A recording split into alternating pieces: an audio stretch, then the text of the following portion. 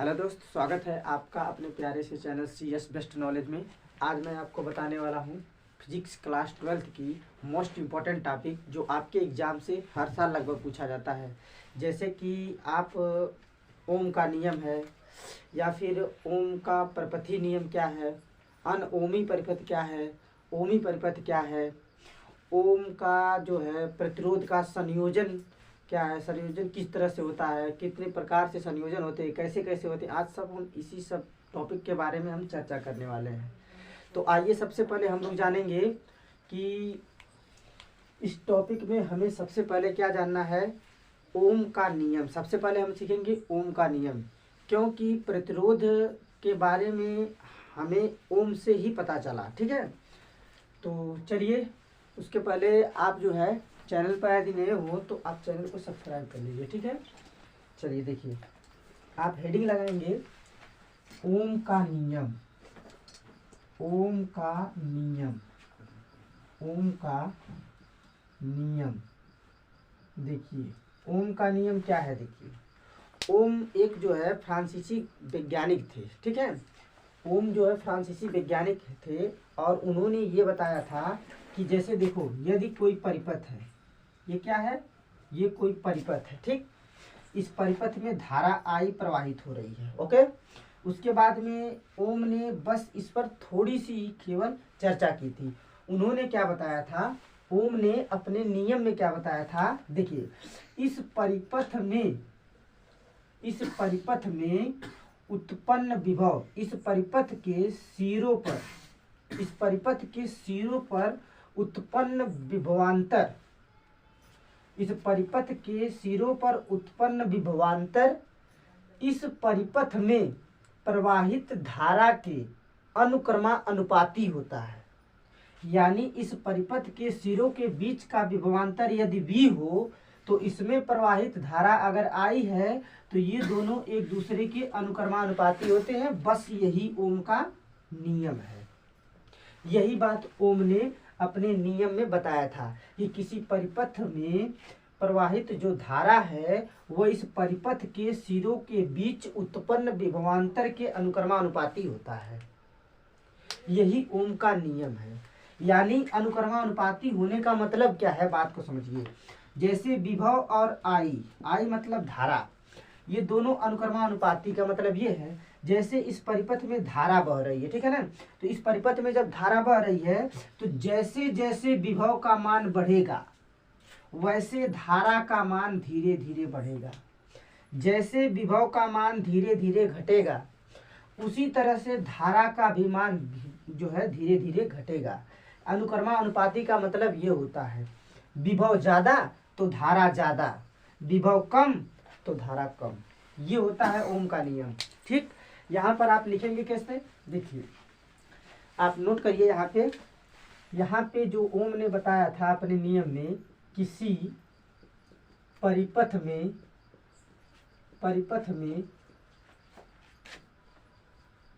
प्रवाहित धारा, किसी परिपथ में प्रवाहित धारा और परिपथ के सिरों के बीच, परिपथ के सिरों के बीच उत्पन्न विद्युत वाहक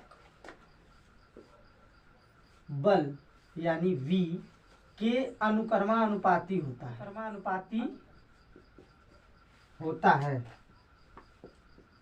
होता है।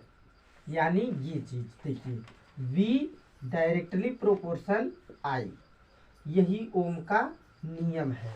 अब हम लोग क्या करेंगे, यहाँ से हम जो है अनुक्रमानुपाती का चिन्ह हटाएंगे। तो जब हम अनुक्रमानुपाती का चिन्ह हटाते हैं किसी भी विज्ञान के समीकरण से, किसी भी विज्ञान के नियम से, तो वहाँ पर एक कांस्टेंट आ जाता है। ठीक है ना, हर एक जगह का, हर एक नियम का अलग अलग कांस्टेंट होता है। यहाँ पर जो ओम के नियम में कांस्टेंट है, यहाँ पे देखिए क्या लगेगा, जब हम लोग ये अनुक्रमानुपाती का चिन्ह हम लोग हटाएंगे तो क्या होगा, यहाँ पे एक कांस्टेंट लगेगा, वो कांस्टेंट आर होगा और ये हो जाएगा आई। ये क्या है, ओम का नियम है। यहाँ पर आर क्या है, आर क्या है, आर एक नियतांक है। आर क्या है, एक नियतांक है। आर क्या है, एक नियतांक है। ये एक नियतांक है, इसका मान कांस्टेंट होता है, स्थिर होता है, ठीक है ना। इसे आर एक नियतांक है, इसे प्रतिरोध भी कहते हैं, प्रतिरोध कहते हैं। इसे जो है परिपथ का प्रतिरोध भी कहा जाता है। आर क्या है, इसे प्रतिरोध जो है, इसे प्रतिरोध भी कहा जाता है परिपथ का, ठीक है। तो ये नोट कर लीजिए। उसके बाद जो है नेक्स्ट टॉपिक पे बढ़ते हैं। तो देखिए नेक्स्ट टॉपिक में क्या होगा आपका, आप जो है यहाँ पर हम लोग पढ़ेंगे ये प्रतिरोध क्या होते हैं, ठीक है। ये प्रतिरोध होता क्या है, ठीक। तो आप हेडिंग लगाइए नेक्स्ट, आप प्रतिरोध क्या होता है। प्रतिरोध, या आप कह सकते हैं वैद्युत प्रतिरोध, इसी को आप वैद्युत प्रतिरोध भी कह सकते हैं, ठीक है। तो प्रतिरोध क्या होते हैं, रेजिस्टेंस, रेजिस्टेंस क्या होते हैं, रेजिस्टेंस, ठीक। प्रतिरोध क्या होते हैं, देखिए किसी भी चालक में प्रवाहित धारा, किसी भी चालक में, जैसे मान लीजिए ये कोई चालक है, इसमें विद्युत धारा का प्रवाह हो रहा है, ठीक है ना। इसमें लाइन जा रही है, लाइन आ रही है, ठीक है ना। तो अब जैसे मान लो इसमें धारा प्रवाहित हो रही है, तो इस चालक में अगर मान लीजिए जो धारा के मार्ग में अवरोध उत्पन्न होता है, रुकावट, अवरोध का मतलब रुकावट, जो इस चालक में धारा बह रही है उसके मार्ग में जो रुकावट हो रही है, जो इसके मार्ग में अवरोध उत्पन्न हो रहा है, उसी गुण को हम कहते हैं प्रतिरोध। उसी गुण को क्या कहते हैं हम लोग, प्रतिरोध कहते हैं। तो यही हमें यहाँ पे लिखना है कि वैद्युत प्रतिरोध क्या है, कि किसी चालक में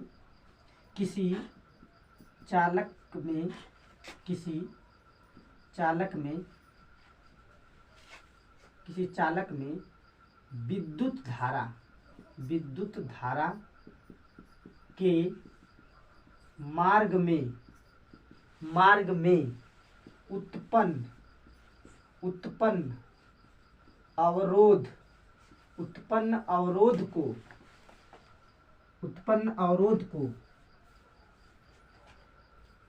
चालक का प्रतिरोध कहते हैं, चालक का प्रतिरोध कहते हैं। ये तो हो गया आपका वैद्युत प्रतिरोध क्या होता है, ठीक है। ये चालक का गुण होता है जो कि चालक के मार्ग में जो है अवरोध उत्पन्न करता है, समझ में आया। चलिए तो इसको आप नोट कर लीजिए, फिर हम लोग अगली हेडिंग देखेंगे। थोड़ा सा जो है इसमें हम लोग जान लें, कुछ टॉपिक्स हैं, ठीक। देखिए आप इसमें एक पॉइंट करके लिख लीजिए, ठीक।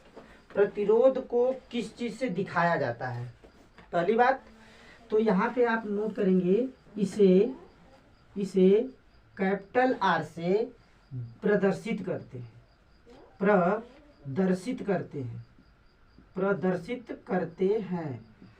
इसे कैपिटल आर से प्रदर्शित करते हैं, ठीक। दूसरी बात आप नोट कर लीजिए कि प्रतिरोध कैसी राशि है, ठीक। तो लिख लीजिए यहाँ पे प्रतिरोध अदिश राशि है। कैसी राशि है, अदिश राशि है, ठीक। तीसरे नंबर में लिख लीजिए, आप लिखना चाहे तो कि प्रतिरोध का प्रतीक, प्रतिरोध का प्रतीक होता है, जो चिन्ह होता है। प्रतीक का मतलब चिन्ह, कैसे दिखाते हैं प्रतिरोध को। देखिए कहीं भी परिपथ में अगर प्रतिरोध लगा है तो वो इस तरह से नजर आएगा, ठीक है। ये प्रतिरोध का क्या है, चिन्ह है, ठीक। चौथे नंबर पे आप लिखेंगे किसी भी चालक का जो प्रतिरोध होता है वो शून्य नहीं हो सकता, कभी शून्य नहीं हो सकता। तो यहाँ पर आप लिख लीजिए चौथे नंबर पे कि प्रतिरोध कभी शून्य नहीं होता, प्रतिरोध कभी शून्य नहीं होता है। ये चालक है, इसमें जो भी प्रतिरोध का गुण है वो कभी शून्य नहीं हो सकता। क्लियर? ओके, चलो आगे बढ़ते हैं। फिर उसके बाद में आप लिखना चाहें तो लिख लें एक पॉइंट और करके कि जैसे ये कोई चालक है, ये इसका प्रतिरोध है, इसमें धारा जो है प्रवाहित करते हैं तो इसमें कोई ना कोई प्रतिरोध होगा ना। तो अब जैसे मान लीजिए ये प्रतिरोध जो इसमें है, उस प्रतिरोध को आप कम कर सकते हैं, आप इसको प्रतिरोध को बढ़ा सकते हैं। यानी किसी भी परिपथ में जो प्रतिरोध है उसको आप घटा सकते हैं, उसको आप बढ़ा सकते हैं, ये काम आप कर सकते हैं। ठीक है, तो आप 5वें नंबर में ये लिख लीजिए कि प्रतिरोध को घटा सकते हैं और बढ़ा सकते हैं, और बढ़ा सकते हैं, घटा सकते हैं और बढ़ा सकते हैं। और उसके बाद में जो है आप जो है इसको नष्ट नहीं कर सकते। ठीक, तो चलिए ये आप पॉइंट नोट कर लीजिए, फिर उसके बाद में हम लोग आगे बढ़ते हैं। ठीक है, चलिए फिर उसके बाद में हम जो है मात्रक उत्रक की चर्चा करेंगे। ओके, चलिए नोट कर लीजिए, स्क्रीनशॉट ले लीजिए, फिर आगे बढ़ते हैं। ठीक, वीडियो पसंद आए तो कमेंट करिए, शेयर करिए, अपने दोस्तों के साथ भी शेयर करिए और लाइक भी करिए। ठीक, चलिए डिलीट कर रहे हैं हम, इसको मिटा दे रहे हैं। ओके, चलिए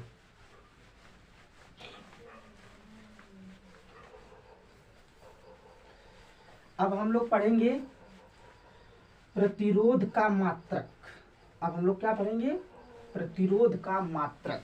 ठीक, मात्रक इसके कौन कौन से होते हैं अब हम लोग ये जानेंगे। ठीक है, चलिए तो आप यहाँ पे लिख लीजिए प्रतिरोध का मात्रक। ठीक, प्रतिरोध के मात्रक कौन कौन से होते हैं। ठीक है ना, मतलब प्रतिरोध को किस चीज से नापा जाता है, उसको मापने का यंत्र क्या है। ठीक है, तो यहाँ पे आप लिख लीजिए प्रतिरोध के बहुत सारे मात्रक होते हैं। मैं आपको सभी मात्रक के बारे में बता दूंगा, इतने मात्रक के बारे में मैं आपको बताऊंगा शायद आप न सुने हो। ठीक है, चलिए देखिए, तो ये प्रतिरोध का सबसे पहला मात्रक जान लीजिए आप, इसका मात्रक ओम होता है। इसका मात्रक क्या होता है? ओम होता है, और ये ओम का प्रतीक है। ठीक है, ओम। ठीक, दूसरी बात, प्रतिरोध का जो मात्रक है वह क्या होता है? देखिए 1/μ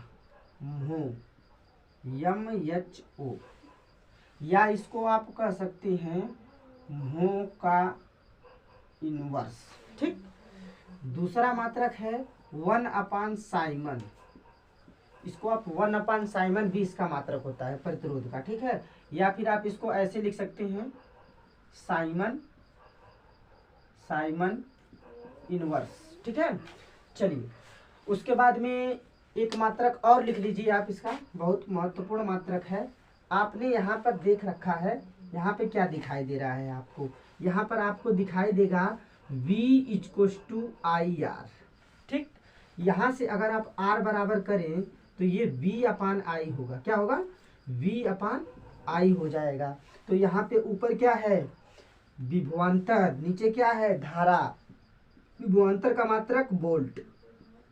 ठीक, धारा का मात्रक एम्पियर, धारा का मात्रक एम्पियर। तो यहाँ से एक मात्रक और आपका आ जाता है वोल्ट प्रति एम्पियर। तो यहाँ पे एक मात्रक और लिख लीजिए आप, वोल्ट प्रति एम्पियर, वोल्ट प्रति एम्पियर, इसका एक मात्रक ये भी हो जाएगा। ठीक है, चलिए इसको नोट करते जाइए आप, उसके बाद में जो है आगे बढ़ते हैं हम लोग। ठीक, अब हम लोग चर्चा करेंगे प्रतिरोध के बीमा के बारे में। ठीक, प्रतिरोध की बीमा के बारे में। तो यहाँ पे हेडिंग लगा लीजिए आप, प्रतिरोध की बीमा, प्रतिरोध की बीमा। चलिए, यदि आपको निकालने नहीं आता तो मैं आपको बता दे रहा हूँ कैसे आप निकालेंगे, फार्मूले से बीमा कैसे बनाएंगे। ठीक है, चलिए तो यहाँ पे देखिए, आपने एक नियम पढ़ा है। क्या नियम पढ़ा है आपने? आपने यहाँ पे नियम ये पढ़ा है कि R बराबर, ओम के नियम से ये हो जाएगा R बराबर V/I। जैसे आपने पढ़ा है ओम के नियम में कि V = IR, पढ़ा है ना। तो यहाँ से जब R का मान फाइंड करेंगे तो ये I जो होगा वे V के नीचे आ जाएगा। तो ओम के नियम से R = V/I हो जाएगा। ठीक है, अब एक फार्मूला आपको पढ़ाया गया होगा विभवांतर का, कि विभवांतर V बराबर होता है W/Q। विभवांतर V बराबर होता है W/Q। अब ये V का मान जो W/Q है, इसको आप उठा के इसके जगह पे आप रख दीजिए। तो R के जगह पे जब आप रखेंगे तो ये हो जाएगा W और नीचे आ जाएगा Q इंटू आ जाएगा I। यानी इस V की जगह पे ये वाला रखेंगे तो ये स्थिति जो हमारे समीकरण की बन जाएगी। अब यहाँ से हम लोग जो है इसकी विमा को निकाल सकते हैं। देखिए कैसे निकालेंगे। ये क्या है, W यहाँ पे क्या होता था, कार्य होता था। तो बताओ कार्य की विमा क्या होती है, ml² t-2। ml² t-2 ये हो गई कार्य की विमा। उसके बाद में नीचे क्या है, ध्यान से देखिए, नीचे आपको Q है, Q माने आवेश, आवेश की विमा AT, आवेश की विमा AT। फिर उसके बाद में ये क्या है, धारा, धारा माने एम्पियर, एम्पियर की विमा A, तो इसको लिख लेंगे A। अब देखिए क्या होगा, R बराबर ये हो जाएगा आपका, देखिएगा यहाँ पे ml² t-2। अब यहाँ पे हो जाएगा m, अब यहाँ पे नीचे l तो दिख नहीं रहा है तो ml², तो ये हो जाएगा। अब यहाँ पर एक t है, इस t को ऊपर ले जाएंगे तो ये -t हो जाएगा, ऊपर ले जाएंगे तो -t इनवर्स होगा, और इस -t1 माइनस में ये जो -2 है जुड़ जाएगा, तो ये हो जाएगा t⁻3। ये ऊपर ले जाएंगे तो t⁻1 आएगा, अब -1 ये अब -2 ये दोनों जुड़ करके t⁻3 हो जाएगा। अब उसी तरह से a और a का स्क्वायर करेंगे तो हो जाएगा a², a और a का गुणा करेंगे स्क्वायर हो जाएगा, a का स्क्वायर होगा, a के स्क्वायर को ऊपर ले जाएंगे तो ये हो जाएगा a-2। ये हो जाएगी आपकी प्रतिरोध की विमा। नोट कर लीजिए और इसको याद कर लीजिए कैसे होगा। ये एग्जाम में जो है मल्टीपल चॉइस क्वेश्चन के रूप में ये पूछता है 1 नंबर में कि उसकी विमा क्या है, मात्रक क्या है, इसलिए ये आपके एग्जाम के लिए इम्पोर्टेंट है। सॉरी, आगे बढ़ते हैं हम लोग। नोट कर लीजिए, ठीक है, मिटा दें, नोट कर लीजिए। चलिए अब हम लोग क्या पढ़ेंगे, बहुत ही शानदार चीज पढ़ने वाले हम लोग, ठीक है। चलिए मिटाने जाए।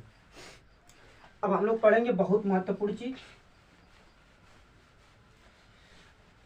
जो आपके एग्जाम से भी पूछा जाता है लगभग, और उस पर जो है क्वेश्चंस भी बनते हैं, ठीक। चलिए हेडिंग लगाइए आप। नेक्स्ट, V और I, ये हेडिंग है आपकी। V और I के बीच ग्राफ, V और I के बीच ग्राफ, ये हेडिंग होगी आपकी। तो V और I के बीच ग्राफ कैसे खींचेंगे, देखिए V और I के बीच ग्राफ कैसे खींचेंगे, यहाँ पे देखिए हम लोग एक फार्मूला पढ़े हैं यहाँ पे ओम के नियम से। ओम के नियम से हम लोग एक फार्मूला पढ़े, ओम के नियम से, ओम के नियम से एक फार्मूला हम लोग पढ़े हैं, V इक्वस टू IR। ये ओम के नियम से जो है हम लोग फार्मूला पढ़े हैं। उसके बाद में यहाँ पर अगर आप देखेंगे R बराबर अगर आप करेंगे या I बराबर आप करेंगे तो यहाँ पे क्या होगा, I बराबर या करेंगे या फिर V बराबर, तो यहाँ पे क्या होगा, देखिए I बराबर करेंगे तो V/R होगा, ठीक, V/R होगा। अगर R बराबर करेंगे तो V/I हो जाएगा, ठीक। चलिए यही रहने दीजिए, ठीक। अब यहाँ पे देखिए, अब यहाँ पे करना क्या है, ठीक। अब यहाँ पे हमें ये करना है कि अगर मान लो अगर धारा और इसको देखा जाए तो ये जो है आपको y बराबर mx प्लस c के रूप का दिखाई देगा।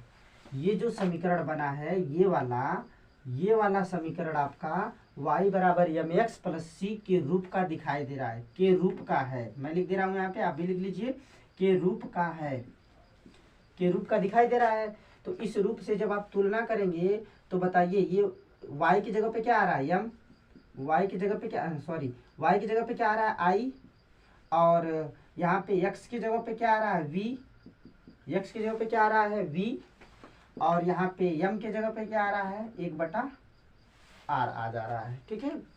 m की जगह पे आ जा रहा है 1/r, ठीक। चलिए उसके बाद क्या होगा, ध्यान से देखिए। अब यहाँ पे जो होगा ये तो यहाँ पे क्या होना चाहिए, देखिए y किसको दर्शा रहा है, ये जो ग्राफ है इस ग्राफ में ये लाइन कौन सी होती है, ये x वाली लाइन होती है, ये y वाली लाइन होती है। ठीक, ये x वाली लाइन होती है, ये y वाली लाइन होती है। यहाँ पर y वाले कौन सी है, धारा है, तो y वाली लाइन को धारा दिखा देंगे, यानी ये I है। ठीक, ये x वाली लाइन है, इस x वाली लाइन को क्या माना गया है, यहाँ पे ये वाली लाइन हमारे विभव को दिखा रही है। और ये जो है एक रेखा खींचा गया जो R है, इस रेखा खींचा गया जो ये R को दिखा रहा है, इस बिंदु O से एक रेखा खींची गई A, तो ये RA को दिखा रहा है। और इसकी जो प्रवणता है जो थीटा, ठीक, इसकी जो प्रवणता है थीटा, तो ये जो है यम को दर्शाती है। इसकी प्रवणता यहाँ पे क्या है, थीटा यम। यहाँ पे यम बराबर जो होती है वो प्रवणता होती है, प्रवणता क्या होती है, प्रवणता, जिसे हम टेन थीटा से दिखाते हैं। यम बराबर होता है टेन थीटा। तो बताइए अगर यम बराबर टेन थीटा होता है किसी भी रेखा की प्रवणता, तो यम बराबर 1/r को भी दर्शा रहा है। तो यम के जगह पर अगर हम टेन थीटा बराबर 1/r रखें, तो यहाँ से जो है r को इधर ले लेंगे तो 1/, ये हो जाएगा टेन थीटा, और यहाँ पर r बराबर आ जाएगा कॉट थीटा, यानी कॉट थीटा r बराबर क्या हो गया, कॉट थीटा।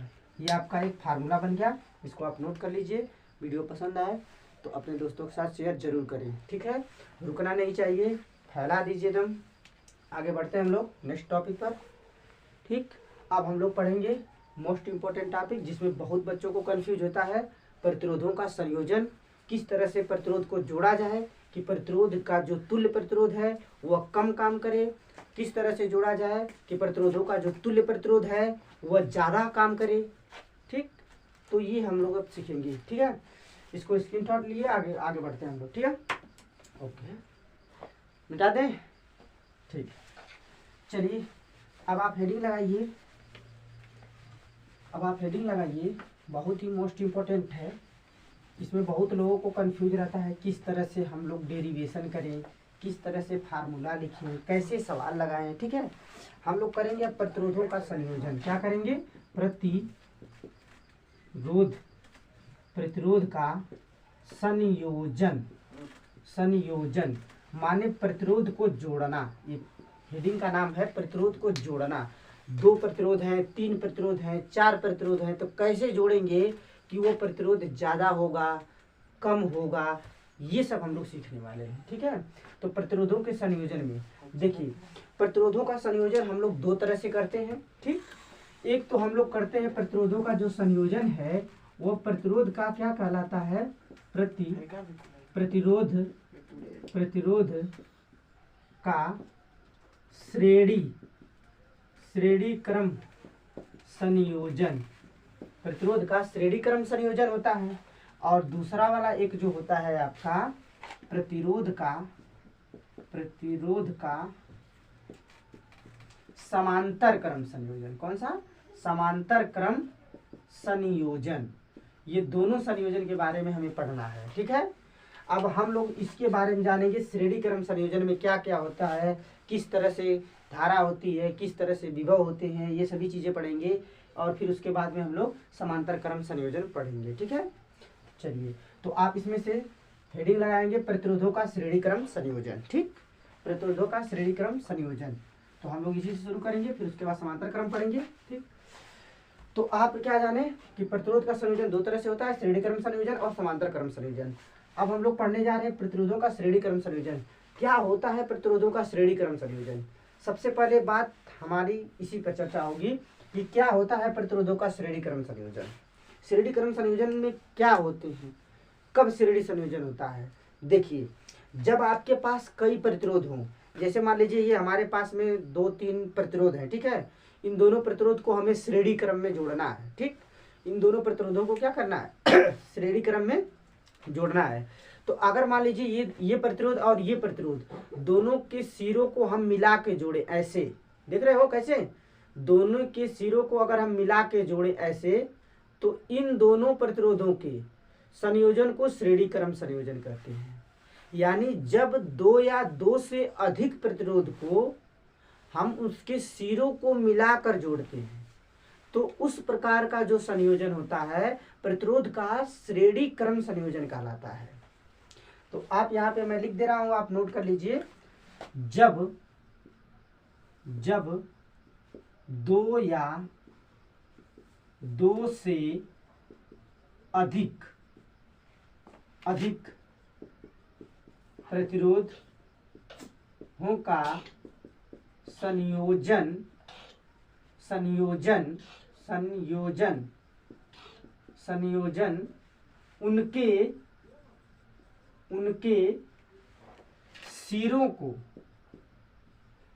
उनके सिरों को मिलाकर जोड़ा जाए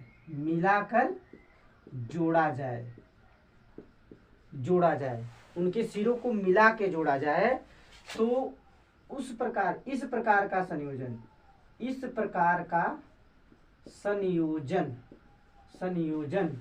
प्रतिरोध का श्रेणी क्रम संयोजन कहलाता है। श्रेणी क्रम संयोजन कहलाता है। क्या कहलाता है? श्रेणी क्रम संयोजन कहलाता है। ठीक, जब दो या दो से अधिक प्रतिरोधों को के सिरों को हम लोग जो है मिलाकर जोड़ते हैं, ठीक है, एक दूसरे के सिरों को मिलाकर जोड़ते हैं तो उसे हम कहते हैं प्रतिरोधों का श्रेणी क्रम संयोजन।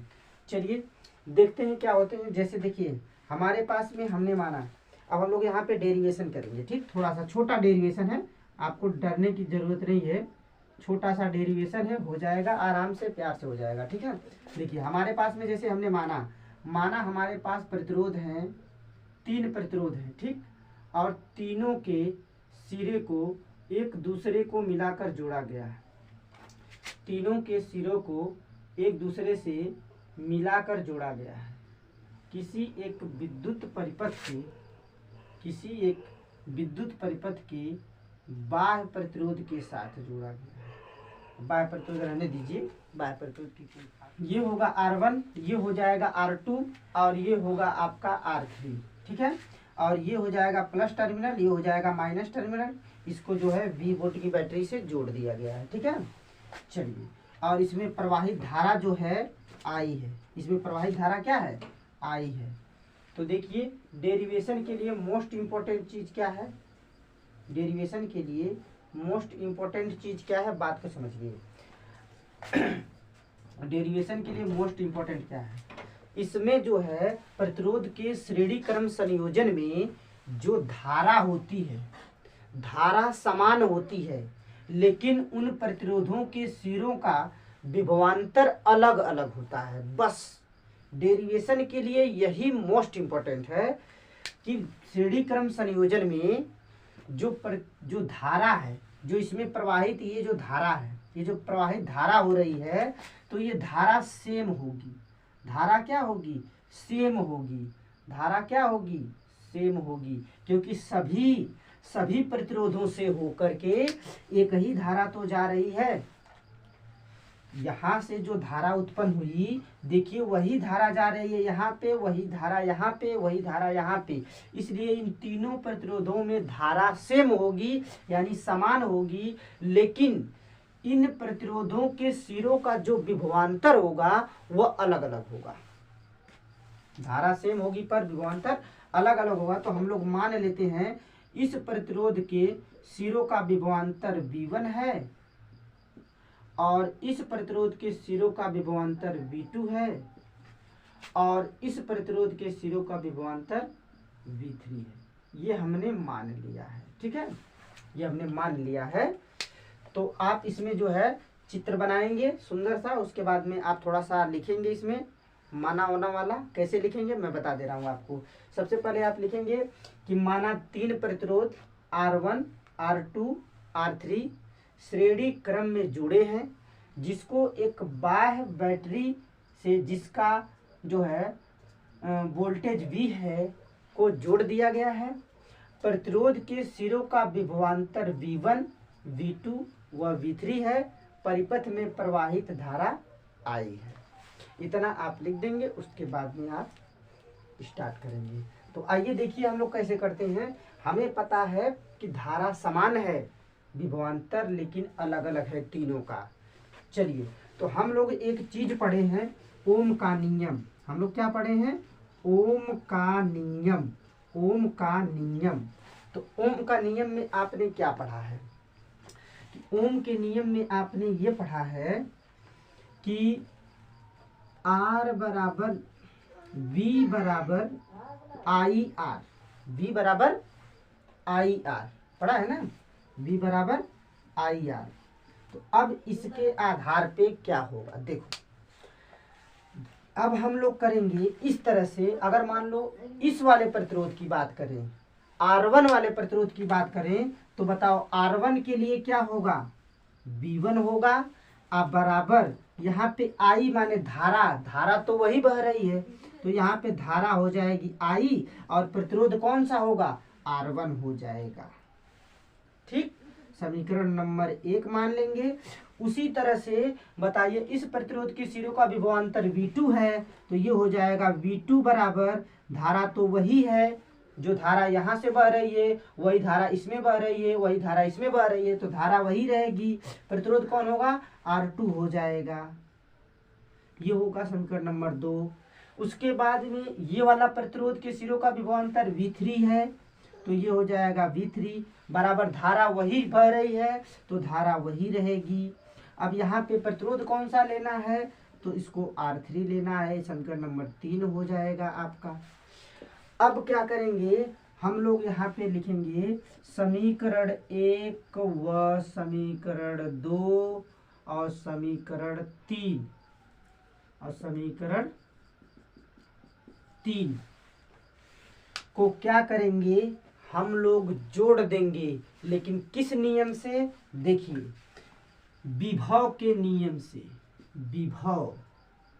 विभव के नियम से जोड़ने पर देखिए, विभव के नियम से जोड़ने पर, समीकरण 1 2 3 के विभव के नियम से जोड़ने पर, तो यहाँ पे विभव V बराबर कुल विभव क्या होगा? V बराबर क्या होगा? कुल विभव V बराबर हो जाएगा V1 plus V2 plus V3। ये कुल विभव हो जाएगा विभव के नियम से। ओके, उसके बाद क्या होगा? देखो, V बराबर क्या है? IR, तो V बराबर IR लिख लेंगे। बराबर क्या होगा? V1 दिया है तो V1 की वैल्यू क्या है यहाँ से लिख लेंगे V1 की वैल्यू, तो V1 बराबर क्या है? IR1, तो IR1 प्लस V2 की वैल्यू क्या है? IR2, तो IR2 लिख लेंगे, प्लस V3 की वैल्यू क्या है? IR3, तो IR3 लिख लेंगे। अब आप देखिए इनमें कुछ कॉमन मिल रहा है, तो इन सब में धारा कॉमन मिल रही है, तो ये हो जाएगा IR बराबर, यहाँ से I कॉमन ले लेंगे तो यहाँ पे बचेगा R1 प्लस यहाँ पे हो जाएगा R2 प्लस यहाँ पे हो जाएगा R3। और यहाँ पे अगर आप ध्यान से देखेंगे तो I से I कट जाएगा, तो R बराबर क्या होगा? यहाँ से आप समझ लीजिए, यहाँ पर आपका बचा R बराबर R1 plus R2 plus R3। ये क्या होगा? प्रतिरोध का संयोजन होगा, श्रेणी क्रम में प्रतिरोधों का संयोजन होगा। अगर मान लीजिए, अगर हमारे पास, तो अभी तो हमने 3 ओम लिया था, अगर मान लीजिए किसी परिपथ में ज़्यादा ओम हो, प्रतिरोध जो है, अगर मान लो यहाँ पे यदि प्रतिरोध क्या होगा? प्रतिरोधों की संख्या n हो तो, प्रतिरोधों की संख्या n हो तो, अगर मान लो किसी परिपथ में n प्रतिरोध लगे हैं, तब क्या होगा? तब यहाँ पे हो जाएगा, यही वाला समीकरण होगा, R बराबर R1 plus R2 plus R3 plus R4 plus dot dot dot dot dot dot Rn तक हो जाएगा। और यही क्या होगा? आपका फार्मूला हो जाएगा। तो आप नोट कर लीजिए, समझ में आए तो आप वीडियो को लाइक कमेंट शेयर जरूर करें। आपको जो है ये जो नोट कर लीजिए, उसके बाद जो है हम लोग बढ़ते हैं। ठीक है, तो साइड हट जा रहा हूँ, स्क्रीनशॉट ले लीजिए, उसके बाद इसको डिलीट करते हैं, आगे बढ़ते हैं हम लोग।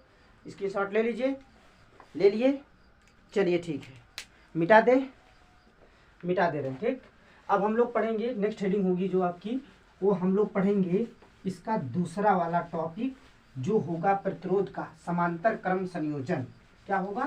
प्रतिरोध का समांतर क्रम संयोजन। तो चलिए जल्दी से हम लोग पढ़ते हैं प्रतिरोधों का समांतर क्रम संयोजन क्या होता है। अब हम लोग ये सीखेंगे। ठीक, बहुत ही मजेदार टॉपिक है। देखिए, अब आप हेडिंग लगा लीजिए, छोटी सी हेडिंग है, प्रतिरोध का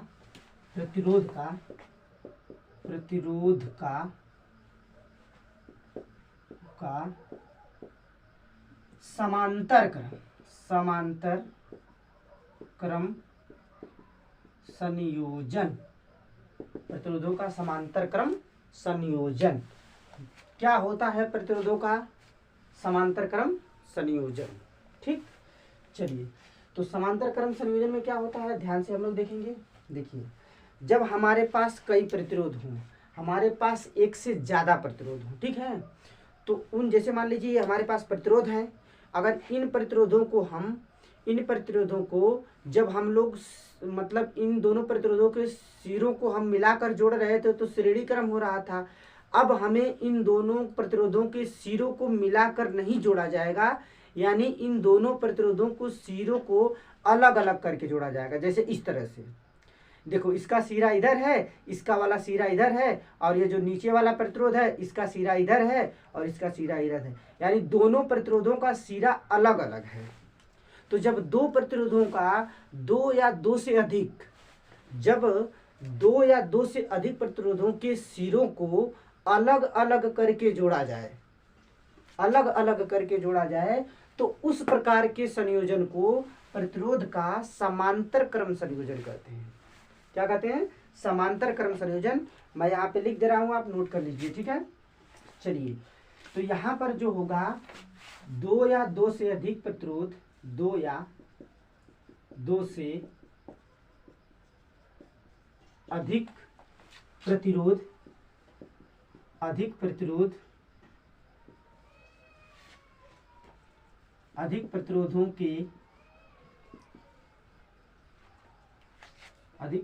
के सिरों को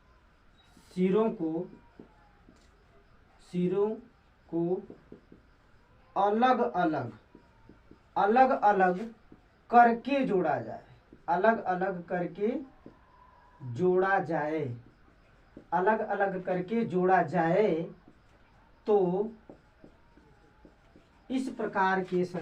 तो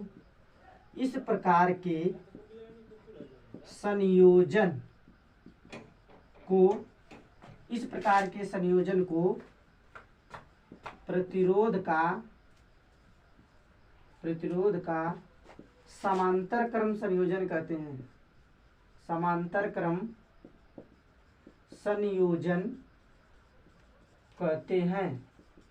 समांतर क्रम संयोजन कहते हैं। फिर से एक बार देख लीजिए, दो या दो से अधिक प्रतिरोध के सिरों को अलग अलग करके जोड़ा जाए तो इस प्रकार के संयोजन को प्रतिरोध का समांतर क्रम संयोजन कहते हैं। ठीक, चलिए, अब हम लोग थोड़ा सा सुंदर एक चित्र बनाएंगे, उसके बाद में उस छोटा सा डेरिवेशन करेंगे, उसके बाद में ये जो है समाप्त हो जाएगा। फिर हम लोग जो है नेक्स्ट टॉपिक नेक्स्ट वीडियो में पढ़ेंगे। ठीक है, तो चलिए जल्दी से देखते हैं हम लोग।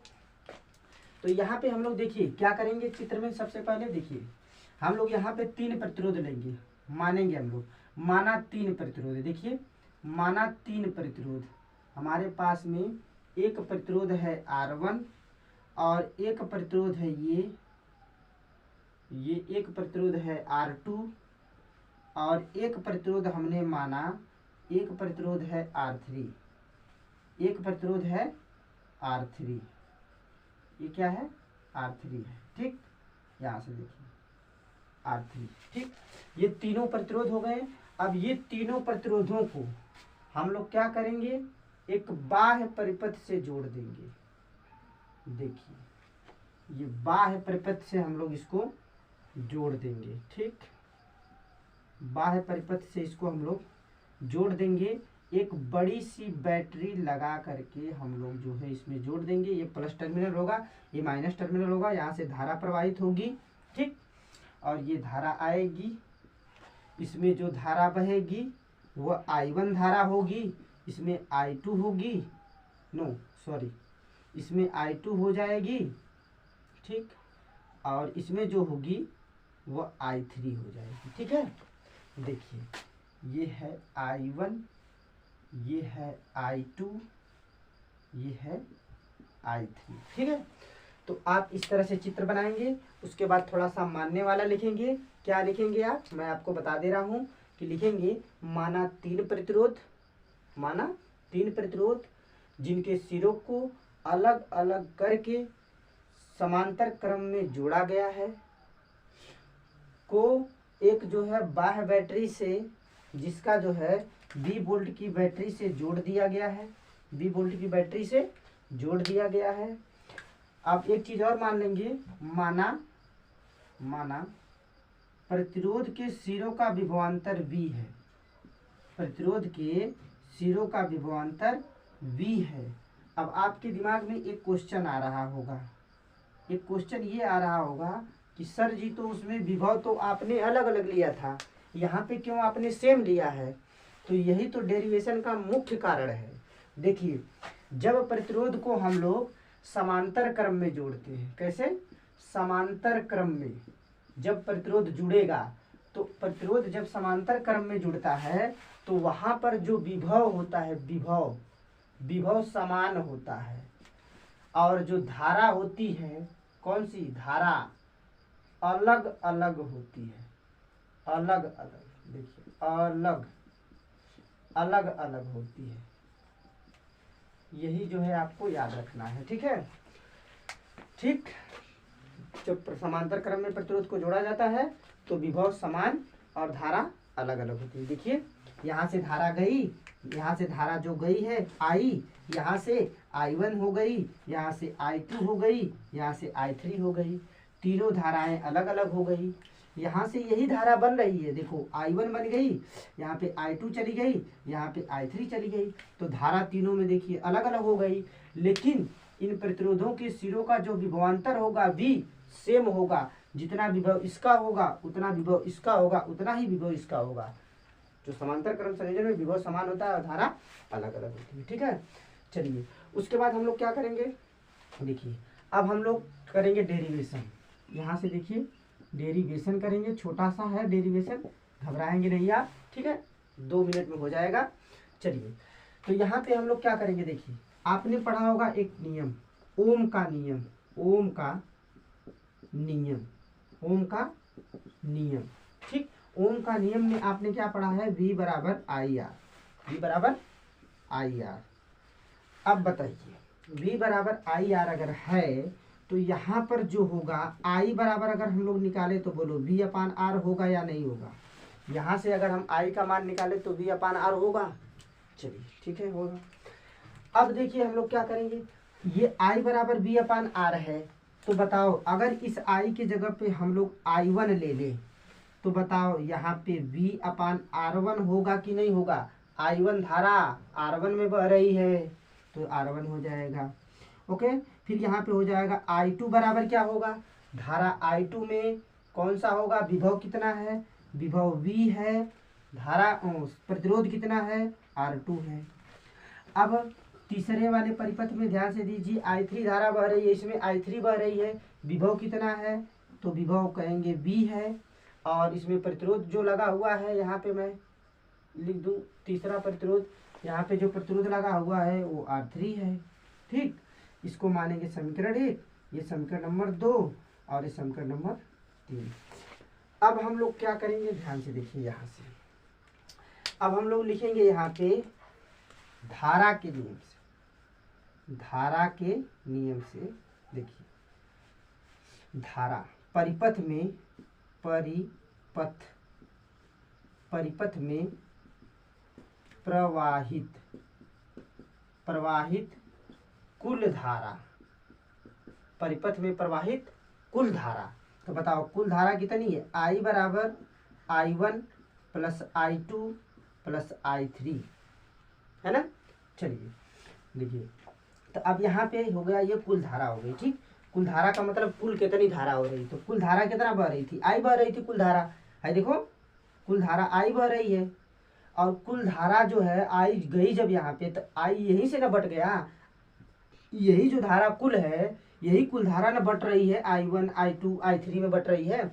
तो यही कुल धारा I बराबर I1 plus I2 plus I3, यही धारा तो तीनों में बटी है, ठीक। तो चलो I के हिसाब से हम लोग रखेंगे यहाँ पे I बराबर V अपान R से, तो I बराबर हो जाएगा V अपान R बराबर I1 बराबर क्या होगा, तो यहाँ से रख लेंगे I1 बराबर V अपान R1, V अपान ये हो जाएगा R1 प्लस I2 बराबर क्या होगा, यहाँ पे I2 बराबर हो जाएगा V अपान R2, क्या हो जाएगा V अपान R2 प्लस I3 बराबर क्या होगा, देखिए I3 बराबर हो जाएगा V अपान R3, V अपान R3। अब आप देखिए दोनों पक्षों में क्या कॉमन मिल रहा है, ठीक है। दोनों पक्षों में क्या कॉमन मिल रहा है, तो अगर ध्यान से देखेंगे तो ऊपर का V कॉमन मिल रहा है, यहाँ पे देखिए V अपान R है, यहाँ पे इन तीनों में V कॉमन हो रहा है, तो V कॉमन ले लेंगे तो यहाँ पे क्या बचेगा 1 अपान R1 प्लस 1 अपान R2 प्लस 1 अपान R3 हो जाएगा।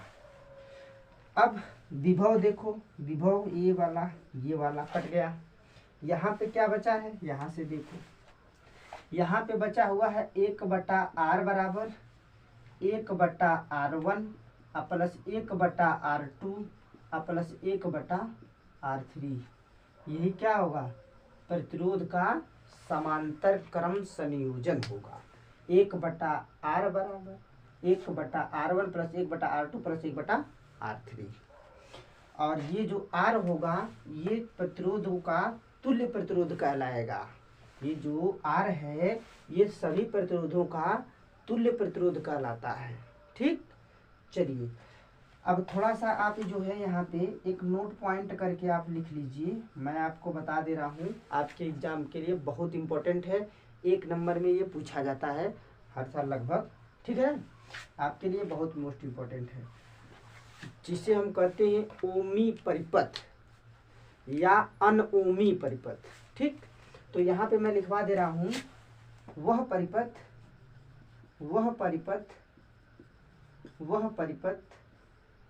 जो ओम के नियम का पालन करता है, वह परिपथ जो ओम के नियम का पालन करता है ओमीय परिपथ कहलाता है, ओमीय परिपथ कहलाता है, ठीक। दूसरे नोट पॉइंट में आप लिख लीजिए अनओमीय परिपथ क्या होता है, बस जो ओम के नियम का पालन करे ओमी परिपथ, जो ओम के नियम का पालन न करे वह अनओमी परिपथ होगा। तो यहाँ पे मैं लिख दे रहा हूँ कि वह परिपथ जो ओम के नियम का पालन नहीं करता है उसे अनओमीय, कौन सा अनओमीय परिपथ कहते हैं, अनओमीय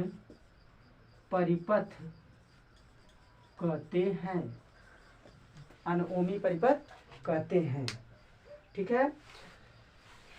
नोट कर लीजिए, मैं हट जा रहा हूँ, स्क्रीनशॉट ले लीजिए, ठीक है। उसके बाद जो है आज के लिए हम लोग यहीं पे समाप्त करेंगे। जय हिंद दोस्तों। अगर वीडियो आपको पसंद आए तो आप अपने दोस्तों के साथ शेयर करें, कमेंट करें, लाइक करें, और जो है सभी को सीखना चाहिए ये सभी चीज़ें, और ये बहुत इम्पोर्टेंट है, आपके एग्ज़ाम के लिए भी इम्पोर्टेंट है, ठीक है। तो आज के लिए इतना ही, आप नोट कर लीजिए, ठीक है। स्क्रीनशॉट ले लीजिए, ना समझ में आया तो बीच करके देख लीजिए। जय हिंद, थैंक्स।